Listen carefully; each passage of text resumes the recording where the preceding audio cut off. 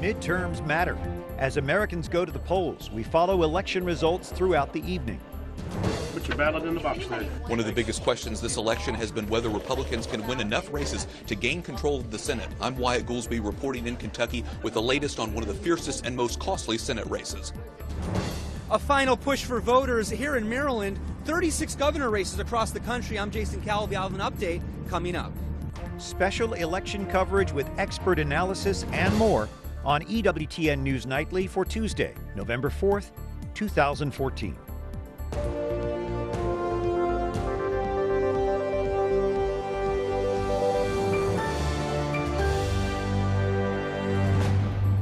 Good evening. Thank you for joining us on this election evening. I'm Brian Patrick with your news now.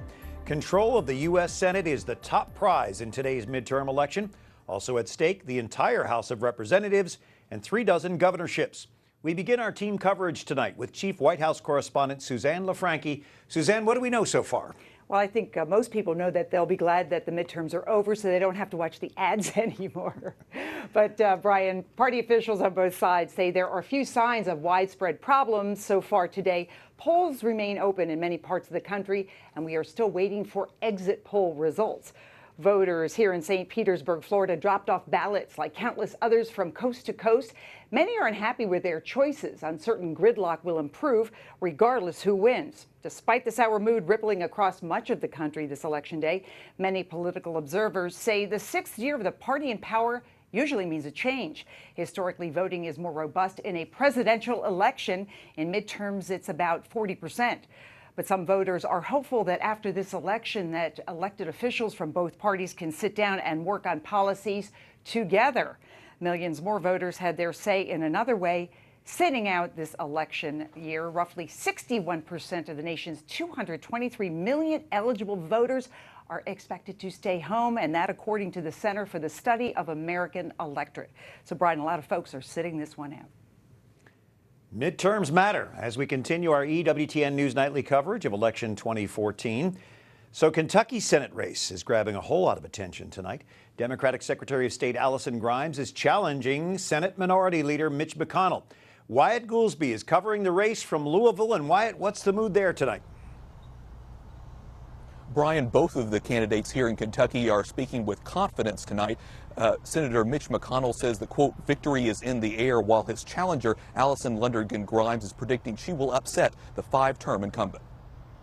Good morning. Early this morning, Grimes cast her ballot in Lexington, saying Kentucky voters are ready for a change. She also predicted that voters are, quote, going to surprise a lot of the nation. Also this morning, Senator McConnell cast his vote here in Louisville alongside his wife. So far, he doesn't seem too worried about potentially losing his job, as polls show he is in the lead.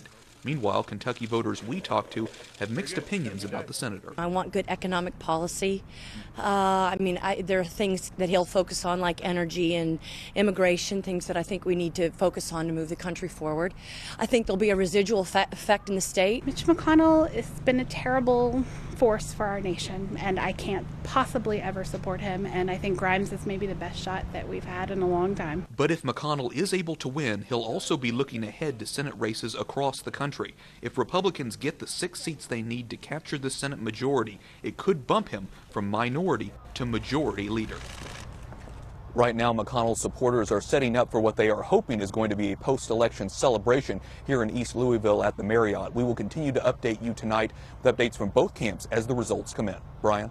All right, Wyatt Goolsby on the campaign trail, and control of the U.S. Senate boils down to a handful of other races. With Republicans needing to net 6 seats, the race in Georgia between Democrat Michelle Nunn and Republican David Perdue is so close it could actually go to a runoff. I voted for David Perdue for senator, and it just seems like he's a little different. He comes with a business background, and I think that we have too many career politicians, and it's good that somebody that has worked and have some other experience could maybe get in there and have some action in D.C. I voted for Michelle Nunn for Senate. I'd like to see some change in the Senate and what's going on. I think she brings the best opportunity for change for the state of Georgia. Polls are open until 7 Eastern time in Georgia, and we'll bring you the results live starting at 9, along with all the other key races. Meanwhile, Chris Deaton is the editor of Red Alert Politics, a website written by young conservatives for young conservatives. So what races are you watching specifically tonight? Well, Louisiana and Georgia are going to be two big ones. We're possibly going to have runoffs in both. So if you don't want to be a night owl and want to try to get some quick answers, Alaska, Iowa, Colorado, three huge races. If the Republicans can pick up two of them, they'll be in very good shape. So let's say the GOP does take the Senate. Will Congress finally be able to get something done, or is it impossible for a Republican-controlled Congress to work with a Democratic president? Sure. If you judge by the vice president's comments a couple of days ago where he said he doesn't think the president's going to change his agenda very much, if the Senate does tilt to Republican hands, not a whole lot will change. But the Republicans will be able to exert more influence legislatively, so they might be able to hammer out some deals. Won't it flip-flop a little bit in terms of Obama trying to get something done and he's being stalled by Congress versus Congress trying to get something done and maybe vetoed by Obama? Certainly possible. He wants to preserve his legacy, but he also wants to make sure a Democrat gets in the White House in 2016, so he doesn't want to trip on too much. That's what it's all about. So technology is big in this election. I mean, young people like you, that's what we use, or that's what you use. I do once in a while as well. How does technology play into this election cycle? Absolutely huge, because you're trying to get young people like us out to vote. Social media is a very big thing. There's this buzzword, micro-targeting, trying to make sure that you get every voter possible. And when it comes to these really close races, like in the states that we've been talking about here, every single last vote truly does count. So your website is aimed at young conservatives. How are they looking at this? Well, they're energized this time around. That particular segment of the young population, there was a poll that came out about a week ago that showed an actual majority of them who were defined as definite voters this time around are favoring a Republican Congress. So they're the ones who are a little more motivated this time around, and they want change, just not the kind of change that the president brought into power about 6 years ago. All right, from Red Alert Politics, Chris Deaton, stay with us for a minute. I want you to talk about the governor's races. Voters in 36 states are picking governors tonight. Some of the races are very close, battles to the finish. Jason Calvi is following the race in Maryland tonight. Jason?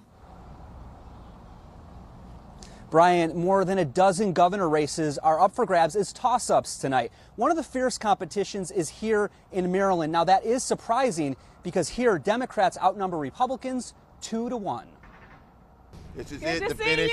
The finish. Maryland's Democratic Lieutenant Governor Anthony Brown has set his sights on the governor's mansion. We're confident but not complacent. We take no voter for granted and no vote for granted. In a June Washington Post poll, Brown dominated by 18 points. But Republican candidate Larry Hogan is closed in on that gap. Some analysts are now calling the race a toss-up. Well, I'm feeling hopeful and optimistic. We've worked really hard, and I think our message has reached a lot of people, regardless of their party affiliation. I think Democrats, independents, and Republicans all want to see our state go in a different direction. Today we asked both candidates where they stand on abortion. Where women can have the right to make decisions about reproductive health services and their body. That's the law in Maryland. I've been very clear on that. I don't kind of go back and forth like Mr. Hogan does. I'm personally opposed to abortion, and I've said we're not going to roll back any abortion laws. But I said if something passed through both houses of the legislature that was about late-term abortion, some reasonable restrictions, that I would sign it. And both candidates telling the Maryland Catholic Conference that they do support the government assisting undocumented residents who may be in need. Now, right now, we're standing outside the election celebration location for the Democratic candidate, Anthony Brown. We're going to be going inside in just a few moments and bringing you updates on the governor's races here and around the country. Brian? All right. Jason Calvi in Maryland, and back with us for more election night watching. Chris Deaton with Red Alert Politics. So can Democrats running for governor buck the GOP winning streak if that indeed does happen?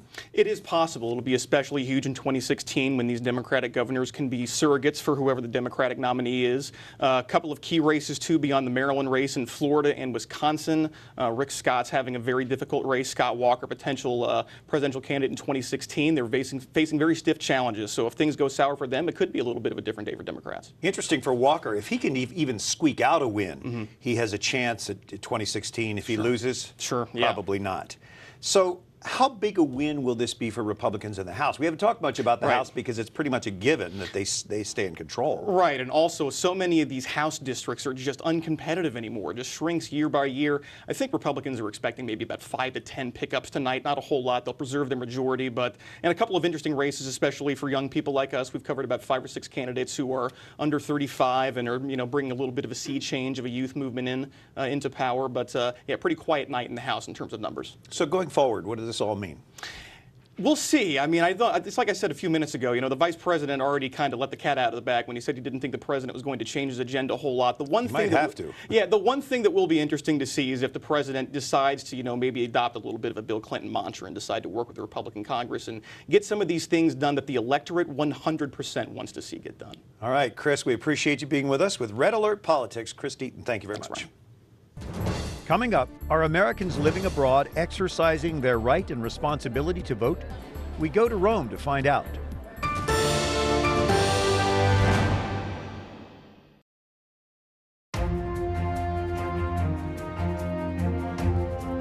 Thank you for joining us on this election evening. I'm Brian Patrick as we continue our Midterms Matter election 2014 coverage. We have Mike Gonzales, the author of A Race for the Future. This is a book about the Latino voting bloc. This is a segment that is being courted by both parties, Mike. So how does the conservative approach need to change to attract Latino voters? Well, they really have to reach out to Hispanics with a message of opportunity, right? They have to be inclusive. They have to speak to them with affection, not with different policies. Conservatives don't do identity politics. They shouldn't do identity politics. But they should reach out to Hispanics and say, this is how our policies are going to help your life. Then they also must point out how liberal policies have all too often put them in a financial hole and point that out. I mean, say, look, welfare, dependency on welfare undermines the family. This is a very bad thing for you and for the community as a whole. Education is a key issue for Latinos. In fact, Pew Research shows 90% put that way up here, and yet they feel that education isn't serving them well. Why is that? 92%, in fact, which makes it's the highest thing of the Pew. Just last week, the 5 top issues, education always comes up, and that's because they know that they go to bad schools. The kids go to bad schools all too often. Well, this is the lowest of low-hanging fruits for conservatives, because Latinos also love school choice. They must reach out to them and say, we love school choice. School choice is a good policy for the whole country, especially for the Hispanic community. Who is preventing school choice? The teachers' unions. And of course, the Catholic school systems are really targeting the Latino population in restructuring some of the Catholic schools. We studied that with the University of Notre Dame. Talk a little bit about the minimum wage and how so many Hispanics believe that should be raised. Do you think either party is capitalizing on that in this election? Well, I mean, I think that this is another area where conservatives need to reach out to Hispanics and explain to them how many Hispanics would be thrown out of work or would not be able to get a job if the minimum wage were raised. Frankly, the labor market's clear, the price clears where it does, and we need to make the case for that. A lot of the minimum wage is just the entry level. People graduate from that. Hispanics do as well, but many are there when they first come in. A Race for the Future is his book. Mike Gonzales, the author, with us tonight talking about the Latino voting bloc. Again, the book, A Race for the Future. Mike, thank you so much for being with us tonight. Thank you, Brian. Well, the Vatican's top bioethics official is speaking out after the suicide of an American woman suffering from terminal brain cancer. 29-year-old Brittany Maynard took her own life in Oregon Saturday because she said she wanted to die with dignity. But Monsignor Ignazio Carrasco de Paula tells an Italian news agency that dignity is something other than putting an end to one's own life. He says he is not judging Brittany Maynard, but the gesture itself should be condemned. Midterm election voter turnout is historically low for young Americans. Living abroad, that may be especially true, according to our own informal poll in Rome. The folks we talked with did not vote, but they did tell us what issues are important to them. The most important issues are just making sure to kind of cap political corruption and spending and campaign expenditures. I like to follow both Democratic and Republican because you can't just vote for whichever party. You got to vote for whatever you feel is the right thing to vote for. Go on the internet blogs and websites to definitely stay up to date on that information, and definitely I'll be doing that tonight for sure. Those are all students at Rome's John Cabot University. That's an American university founded in 1972 in the heart of the Eternal City. More than 70% of registered voters say the U.S. response to the Ebola outbreak is important to them. This, according to a recent Associated Press poll. Our Rome correspondent Alan Holdren asked an American doctor and a Catholic deacon who is helping to fight Ebola in Liberia about America's strategy. Dr. Flanagan, you've been on the front lines against Ebola, and Ebola is something that voters are thinking about as they cast their ballots in the U.S. today. What's your assessment of the U.S. response? You know, both the U.S. government and U.S. humanitarian workers have really stepped up to the plate, and I think they're totally committed, and I think it's making an enormous difference on the ground. Do you approve of these state quarantines back in the U.S.? We are so lucky. The CDC's been involved in this epidemic for the last 6 months, and the WHO has had 35 years of experience with Ebola epidemics. So I think we should rely on their advice. They're really top-notch, and they're totally involved. And you yourself just came back from Liberia. What is your assessment? What are your thoughts of the Church's response and the Church's role in treating Ebola patients? The Catholic Church is right on the front lines. I was working in small clinics run by the Catholic Church. These healthcare workers are totally committed. They're anxious for their own safety, but they're doing the best they can to keep safe, and they know that if they don't show up, nobody else will. So their commitment was really unbelievable and very heartwarming. You've been meeting here with Vatican officials to talk about the Church's response through the Church's charity wing, which is called Caritas. What have you decided here today?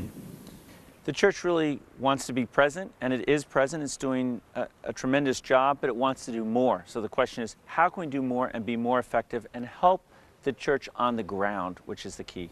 And you personally are a deacon, a Catholic deacon, and also a doctor. How do you combine those roles as a spiritual father and also as a doctor? Well, good question. It's hard to do, but we all try and follow our Lord and Savior, Jesus Christ, as best we can. So I pray that I just do both. Both are a huge blessing for me, and so I try and combine it and not flub up too much. Dr. Timothy Flanagan talking with our Alan Holdren in Rome. And on this election day, what's in a name? A lot, especially when a candidate's political ambitions run in the family. America is a country that rejected royalty when it was founded, but it seems to love dynasties, political dynasties, the Adamses, the Roosevelts, the Kennedys, and in modern times, the Bush family. I, George Walker Bush, do solemnly swear. And the Clinton family. I, Hillary Rodham Clinton. They are among the most popular names in U.S. politics today, but this year's midterm elections feature branches of several family trees. My dad was point guard for the Perry Panthers. I tried to follow in his footsteps. He went into politics. Sam Nunn was a powerful U.S. senator from the state of Georgia. Now he's giving his daughter Michelle an assist in her bid for his old job. And I think you've got a pretty good shot. And there's another budding family legacy in Georgia. The next governor of Georgia, my grandson, Jason Carter. Yes, that's former U.S. President Jimmy Carter endorsing his grandson, Jason, for an office he once held, governor of Georgia. It's all in the family. From Alaska, where the son of a former congressman is running for re-election in the Senate. Mark is clearly his father's son, and there's nowhere he won't go to listen and stand up for Alaskans. To Louisiana, where the daughter of a former New Orleans mayor is trying to keep her Senate seat. When you have 9 children, you're bound to have one who's hard-headed. Dad, you're one to talk. And it's all building toward what could be the big showdown between political dynasties just 2 years from now. The wife of a president, Hillary Clinton, versus son and brother of presidents, Jeb Bush, in the race for the White House. I especially have to thank my 2 greatest supporters, my husband and my daughter. I've been so blessed to be part of a family that has committed its life to public service. But why do families dominate the political landscape? Well, name recognition goes a long way. Among other things, analysts say family ties can make it easier for candidates to connect with donors. And political campaigns are more expensive than ever. Keeping things all in the family might make it easier to run for president. But not everyone likes the idea. If we can't find more than 2 or 3 families to run for high office, that's silly, because there are great governors and great eligible people to run. And I think that the Kennedys, Clintons, Bushes, they're just more families than that. Like it or not, political dynasties are part of the American DNA. Up next, we look at the candidates' positions on issues that matter to Catholic voters.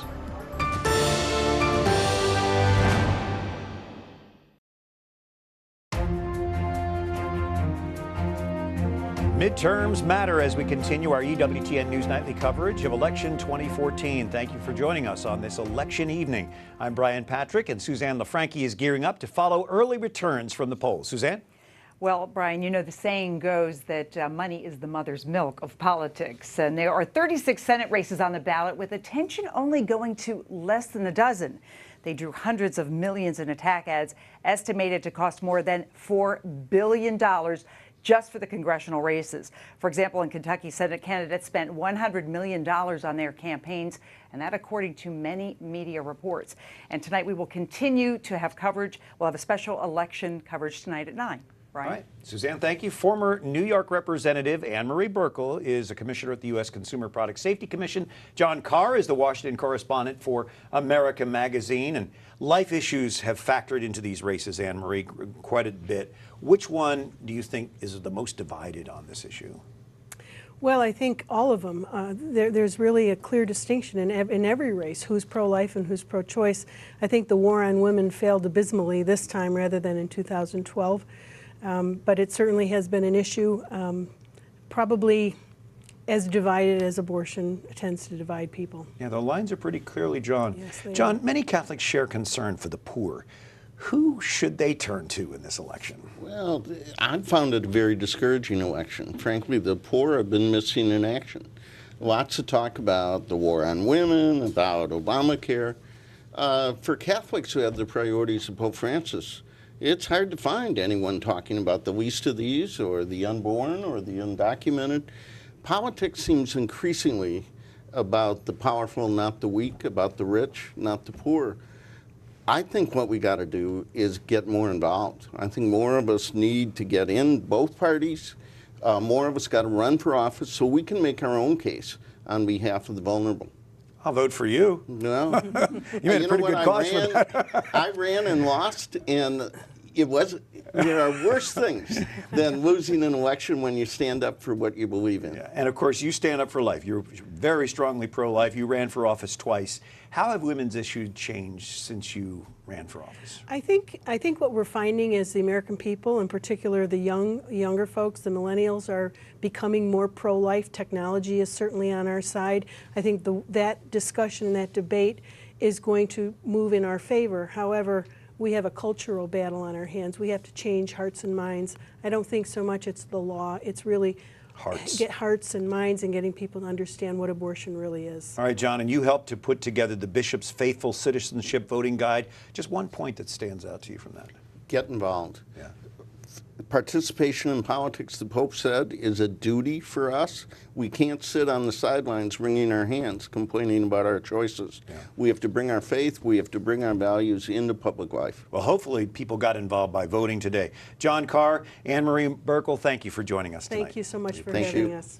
Well, let's go back to Wyatt Goolsby in Louisville, Kentucky. Wyatt's watching the Senate race there. Wyatt? Just shuttle the... Brian, final preparations are underway just behind me inside the Marriott here in East Louisville for what Mitch McConnell supporters are hoping will be a victory celebration. Right now, McConnell is ahead in several polls, but his opponent, Allison Lundergan Grimes, throughout this campaign has continued to embrace the underdog status and even predicted a victory today. So we will continue to follow both camps as the results come in tonight and throughout the 9 o'clock hour when we will be live inside the Marriott, inside the McConnell campaign. Brian? All right, Wyatt, we'll get back with you at 9 o'clock. Jason Calvi has an update on the governor's races. He is reporting from the Democratic challenger Anthony Brown's election night headquarters, College Park, Maryland. Jason?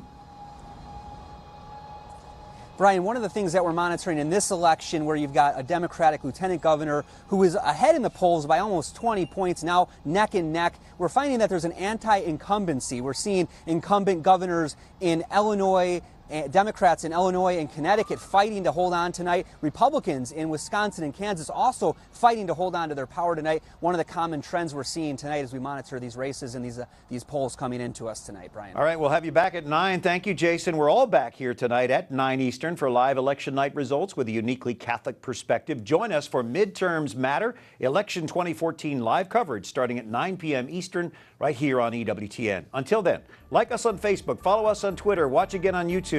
For all of us at EWTN News Nightly, I'm Brian Patrick. We'll see you at 9. God bless you as we leave you from scenes in Louisville, Kentucky of the McConnell camp, where the big race for the Senate minority or majority leader is underway tonight. God bless you.